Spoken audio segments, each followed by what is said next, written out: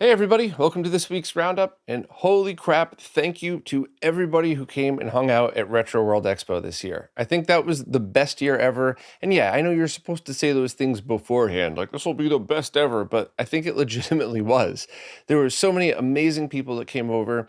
I loved seeing new faces. I also love seeing people that have been coming over the years that always come over and say hi, and for the record, I am awful with names, but I almost always remember somebody's face and whatever we talked about. It's weird. I have no idea what some of these people's names are, but I know what monitor they have, what Switch we talked about last year, and it's just so cool to see you all and hang out. You were all absolutely amazing. I had a blast. And also, I want to give a shout out to everybody that was hanging out in the Retro RGB section because they were just as excited about this stuff as I am. And they were just as happy and enthusiastic talking to people. So I want to shout out everyone. I'm sure I'm going to miss somebody, but Steve from Retro Tech, Tito from Macho Nacho Productions, Chris from Displaced Gamers, Ariel from Artistic Pixels, Jamie the Mr. Dev, Lou from Lou's Retro Source, Ken from What's Ken Making, Kyle from Kaitour Industries, who's also the new owner of Retro Access. We had Lloyd, aka Infidelity, the developer, who's on the table right next to us. Also, Rumblemints, the NES to SNES developer. And of course, Downing was a little bit down the ways next to Ronnie Snice, but I consider them all part of the crew as well. And I appreciate all of it, especially too seeing how everybody else that was hanging around with the Retro RGB crew really just loved being there and really appreciated everybody just kind of hanging out and having fun. I just thought that was absolutely awesome. And you could always find us if we're not on the booth. We're walking around, hanging out, talking with all of you, or we're doing panels and stuff, of course. And that's kind of something that, real quick, then I'll get into the weekly stuff. But I just had a question for all of you because I would love your perspective on this because I have an opinion, but my opinions always change based on, what I learn and what other people talk to me about. But let me use Dan Larson as an example because he was there and I barely know him, but I had a great time on the podcast. He always seems cool. And he, like us, was on the booth early every day, hanging out, interacting with people. He seemed like he really loved talking to people, treated everybody great. And I saw him also obviously doing a panel, but walking around and checking stuff out. So here's my question to you. When you're walking around, how do you feel about seeing people that you came there to visit walking around with you? Because my opinion at the moment, I'll continue with the Dan example. Like if I stood in line to meet Dan and got to ask him a question and take a picture and stuff like that, I think that's a great memory, especially seeing how he treats the people that come up to his booth. But if I were walking around on a booth and I saw a toy that I'd been looking for or a game or something, and Dan Larson walks up next to me like, hey man, cool toy, and that was something he had talked about in a video that I had watched of his, I actually think that would be a way cooler experience. Like, holy crap, I went to buy that thing that I saw in Dan's video and Dan walked up with me. Like, so that's just kind of my perspective, but please let me know these things because we all so appreciate that people come over and hang out with us. So if you want us to stick more on the booth or maybe like post times that we'll definitely be hanging out at the booth at this hours, but find us wandering around, hanging out, playing arcade games with us, please let me know if you have any thoughts on that because when we're back next year, I want to make sure that we just show as much appreciation as possible for as many people that come up and say hi because we really all do appreciate it. Every one of the Retro RGB crew. I already shouted out Dan and of course Tim Kitzrow, who I think is the king of this stuff. I have never seen anybody make people feel so special when they walk up to him, especially if you grew up with any of the games that he played. I think I aspire to be him at these expos every year, but just let us know if you have a moment what you think about this stuff because I just want to try our best to show our appreciation as much as possible and don't ever want to be the people that's like, oh, I guess I'll be there for a minute. Like I just wouldn't come if I didn't want to be there anymore. I love being there and I love meeting all of you and so does the whole crew that come with us. So thank you to you. Thank you to the crew. Thank you to Retro World Expo, and you'll get to stop hearing me word vomit about it now for almost another year. But seriously, thank you. But let's jump in and see what's been going on. Starting us out this week are a couple of vinyl soundtrack pre-orders. The first is Darkstalkers, The Night Warriors, and this is the soundtrack from the PlayStation and arcade versions. This is available as a standard edition for $30 and also as a $65 box set, which also includes a box that's designed to house future releases from the same series, which I think is pretty cool. That way you could kind of set yourself up with this and it'll add them as you go in, which would also kind of drive me crazy if I also only wanted a couple of the versions of the soundtrack and then there was a box with one of them missing. But whatever, don't let my OCD stop you from getting the collector's edition of it. The scheduled release for this is November of this year, and there's both US and EU sellers.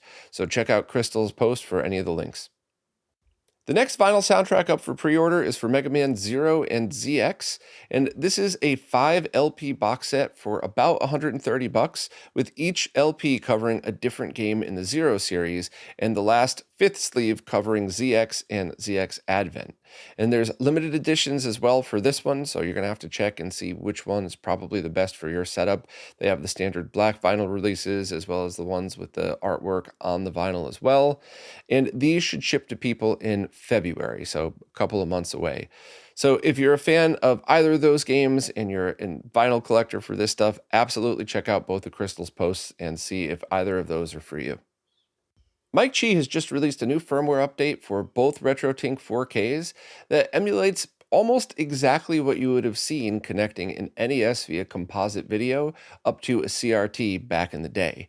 And this requires a display that outputs HDR, which is basically almost all modern displays anyway. Of course, it's going to look a little better on an OLED, but it's really, really hard to take pictures of and to capture exactly the difference. So while I have my terrible pictures here in the post, I would like to talk a little bit about it and just ask that you give me the benefit of the doubt and kind of trust me on this one. If you have an NES outputting composite and either RetroTink 4K, just try it yourself. Trust me, it's going to be worth a couple of minutes of your time. But basically, the issue was that all of the NESs outputted illegal colors to what out of the composite video port. Now there's no safety issue here. It's not like it was outputting too high voltage or anything like that, but the colors were not properly in the NTSC spec. And that is actually the real reason why so many of us argue over what's the right color in Super Mario World or Super Mario Brothers for the Sky, because we all legitimately saw it differently as kids based on what TV we had and how each of the chips in that TV processed these illegal colors that were output from the NES. So that's something that I always thought was just because everybody jokes around that NTSC stands for never the same color or never twice same color or something like that, because the composite video output isn't exactly as stringent as it could be, and certainly not up to modern standards for that. But I guess the real reason is the NES itself probably combined a little bit with the whole NTSC thing. So flipping this on, load the latest firmware, turn on HDR10, then go into the SDP decoder advanced submenu and turn expanded gamut on. For me personally, I tried this with a 20-inch PVM and a 20-inch consumer-grade Sony CRT, and the differences were massive. The PVM still looked kind of purple, but with this feature on the RetroTink on a similar sized OLED next to it, it definitely looked a little closer. But when I flipped on the composite video CRT, or the consumer grade CRT with composite video, that showed exactly what I remember seeing as a kid, a very, very blue sky. So it just was yet another reminder that no two displays are going to show NES composite the same. But that is what really started to look very, very close to what Mike had implemented into the RetroTink. And it's one of those things where it's never going to be perfect because you can't cover all use cases. I think it was right in the middle of the two displays, to be honest with you. It wasn't quite as purple as the PVM, and it wasn't quite as blue as the consumer grade CRT. But if you did want to mess with that, you could also kind of go in and change the color profile to D93, and then it would probably look exactly like the consumer grade CRT. So basically, there's more to this, which I'll talk about next. But the only other thing that I really want to continue to remind everybody is this is part of the experimental firmware lines. but there are zero safety issues to your RetroTink, and you could go to any other firmware at any time. The reason Mike calls these experimental is for them to be rolled into a official version requires a ton of testing and verification and support and a lot of things that Mike doesn't want to just put out stable firmwares that may have one or two bugs left over when we could just call it experimental firmware so that you know, hey, I turn on that new feature and it bugs out in this game or the other game. Cool. That's why it's still called experimental, but there's no safety issues at all. I've heard so many people be like, "Oh, I don't want to ruin my RetroTink with some experimental firmware." No, and you don't have to redo any profiles either. Your profiles stay exactly the same. You just swap between these firmwares, and we're totally good to go after that. So, definitely, without a doubt, try this out if you have an NES and a RetroTink 4K and any modern display from 10 plus years ago. It's absolutely worth checking out. Continuing to talk about the new experimental firmware as well as the NES's output itself, Dan Mons recently posted an amazing deep dive into the real reasons as to why that actually happened on the NES in your display. Not my oversimplified word vomit from before. This is the actual real explanation. And I know there's many people out there that prefer the oversimplified version, which is why I often stick to that. But if you're like me and you actually really want to know why these things happen, even if you're not quite smart enough to truly grasp it, like me, I still genuinely appreciate all of this write-up. I read every word of it, and I'm not going to sit here and pretend like I'm an expert in this and try to, I'm always honest with you all about that. So I'd much rather say that if you want to understand exactly how this is possible, why it's able to be recreated in HDR, how HDR actually applies to all of this, and how this goes hand in hand with some of the work that Dan had previously done, discovering that a lot of these games were developed on CRTs with D93 color. So if you use something like a RetroTink or Mister to apply that color profile on the output, you could actually see it the way the developers saw it for Japanese-made games, and some of them, in my opinion, look better. 100% preference-based. You could think the opposite and you're still correct, but this was an amazing write-up, and I strongly recommend that anybody go through it if you want a true, real description of NES colors, palettes, why the output is actually incorrect, how the newer displays are the ones that are able to sort of recreate that, but 100% amazing. I absolutely loved this one, and dive in deep if you're really into this stuff. Terra Onion has just released a new firmware for the Mode, the multi-optical drive emulator that adds Dreamcast VMU functionality. It now supports Game ID with the VMU and VMU Pro, as well as the VM2. So if that's not something that matters to you, probably just skip it and don't worry about it. But if you own the VM2 and you've pre-ordered the VMU Pro, it's worth going through the trouble to upgrade it. And just a reminder that if you want to upgrade the firmware in your Mode, if you're the original owner, you need to sign up for an account with Terra Onion and register the serial number. And if you purchased it used, you have to somehow get that transferred over to you. So you might have to contact the original owner or go through their website, log in, register your device, submit a blood sample, and spit into a cup to get DNA linked to it as well. So links in the description for all of that. I just released a video highlighting the cheapest and easiest ways to get HDMI devices working on a basic CRT. And this is the opposite of what I normally would work on and the opposite of what Marco Retro works on, in that the focus was cost and ease of use. And essentially, if you want to watch Netflix on an old CRT, buy one of the cheap devices that I talked about in the video, run it through your PC, set your PC to a 4:3 resolution, and you're all set. This is not for the hardcore gamer. This is not for somebody who wants both 480i for video, as well as modern consoles, as well as 240p support. You're going to need to go to Marco's downscaling section of the website, and of course his YouTube channel to get all of that info. This is for people who just want to try it out. Maybe they don't even know if this is something that matters to them, so they're going to spend $30 instead of a couple of hundred on this one. Or maybe you do love this, but you just want another tool in your toolbox because maybe you have a setup that goes to RGB and you have an awesome 14-inch RGB monitor, but you also got like a 32-inch consumer grade CRT. Or maybe you just want to try to transmit RF wirelessly around your room just for fun. Absolutely, this is the video for you. It's short, it goes through all the options, and the only downside is my favorite converter in here went out of stock like the day before it went public. So I contacted the company Tendak and I asked them the questions about it. And of course, I didn't get a response because I never expect a response from any of these larger companies. So I did put alternative links in the description for stuff that should be just the same. But if you end up buying any of the alternatives, let me know. Are they decent? Are they not? They should work exactly the same. And to be honest, at the price points of these things, $11, $19, I think it's really just worth the gamble just to see. And this was just a fun video that I really, really enjoyed doing. So hopefully this will be a good one for you. Links to absolutely everything is in there, including if you wanted like a medium solution, so it's not as hardcore as as like getting a dedicated OSSC Pro. I did put links for Extron VSC stuff. So under 200 bucks, but you get proper aspect control, centering, and a bunch of other stuff, and many different outputs. So hopefully this video is like a great primer for people, or shows good backup options for people who have already dug in and got awesome downscaling solutions. But please check it out and share it with your fellow CRT nerds, and links to everything are right there in the post.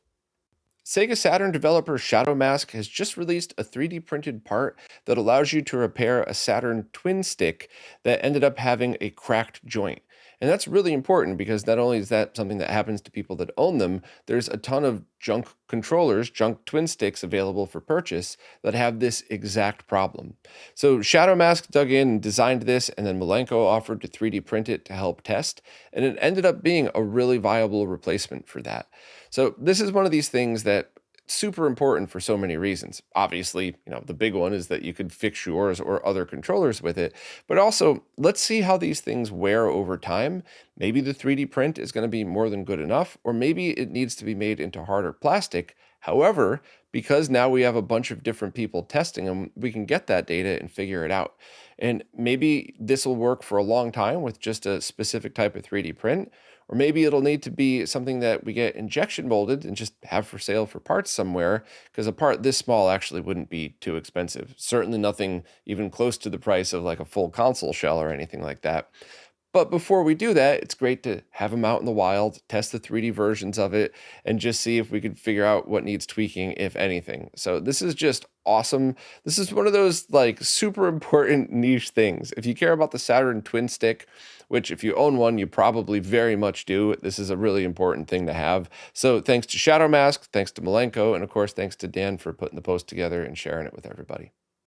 I recently posted an interview with Roger, aka Nemesis, who is the person who reverse engineered the Pioneer LaserActive, as well as the software format they used itself, which was an amazing accomplishment and is the reason that we're able to emulate some of these games today via the Ares emulator. And this was just a really cool conversation that dug in deep into all aspects of it. And I really walked away feeling like I finally understood how it all worked, and more importantly, why it was so hard to get it done. One of the big questions is, why are some of the games like 30 gigs to download? And we covered that in great detail in there. The short version is multiple things in the same stream, so it can't be compressed unless a new compression algorithm was designed based around the LaserActive format. But this was an absolutely amazing conversation. We did get pretty technical at times, but I was able to follow along. So I think if anybody wants to listen, just be patient, because we bounce back and forth between technical and general talk, so you should be able to follow no problem. But this was absolutely awesome. I really loved having this conversation, and it was so cool to be able to dig into this, mysterious console from the 90s that I've just now, for the first time this year, was able to actually see and play. And now we all could experience it too. The only things to note, if you want to try it out, you'll have to download the files from Archive, which are huge. You're going to want them on an SSD, not on a mechanical drive. And you probably want to download the BIOS for it, which just do the basic searches for it. I'm sure by this point you all know how to figure all this stuff out. But it played great. I would love to do another stream for LaserActive stuff playing this, but maybe on maybe just on a CRT, but through software emulation. Maybe I'll use the converters I just talked about to try and do this, but this was very cool. And as always, if you want to listen to this anywhere podcasts are found. Well, I don't pick favorites in the services. I'm trying to make this as easy for you as possible. And it's even available for direct download if you're somebody that just prefers to get an MP3 of it. So search any app for RetroRGB Nemesis, or just go to the post and find all the links right here. RetroBit have just opened pre-orders on 2 Famicom games that have been converted over to NES, River City Basketball and River City Fighting Legend. These were officially licensed reprints of the game that have been translated by Nathan Darren and Jonathan Antonioli, and they're being released on region-free NES carts, so PAL or NTSC.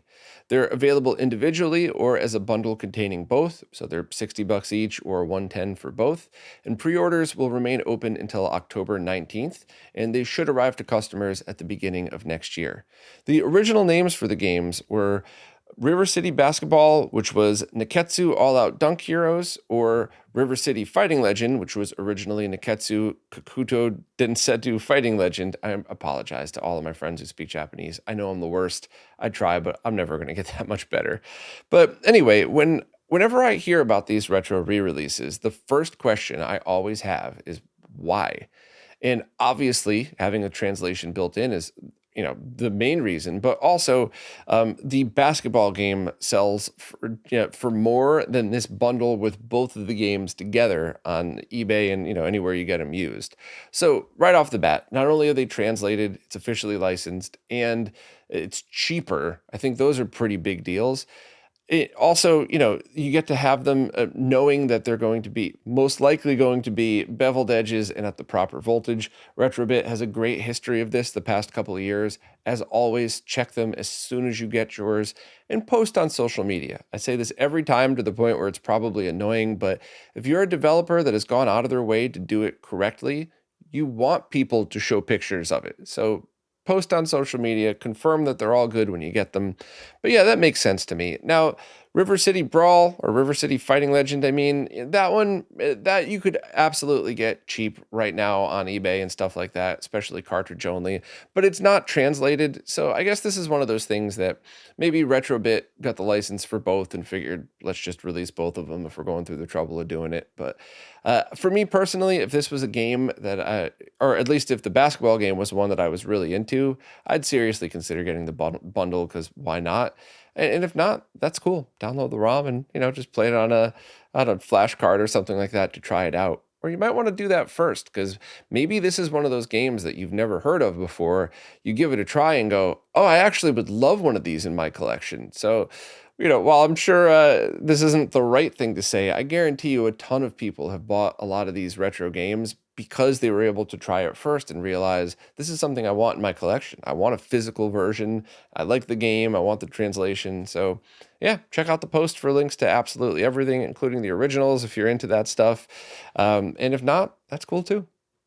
Well, that's it for this week. There's obviously a bunch of stuff that I missed because I was at the expo and I was trying to keep up with posts and stuff. So hopefully I'll be able to catch up with all of that this coming week. It's always weird because when you're away for stuff like this, you jump back into your normal busy schedule, but you also have to catch up with everything that you missed. So it's probably going to take 2 weeks to fully get caught up with everything and all the other projects I'm working on too. But I'm trying my best, and it was certainly worth it because, as I already went into, I had a blast at Retro World. And once again, thank you to everybody who came over and talked to me and said hello and just hung out and was awesome. And also thank you to everybody who watches, listens, plays nicely in the comments, and especially thank you to anybody who supports in absolutely any way, because it really is you who's keeping all of this stuff going. So thank you all so much, and I'll see you soon. This week's Roundup is brought to you by Neo Paradigm Entertainment, connecting Southeast Asian influencers with opportunities in the West.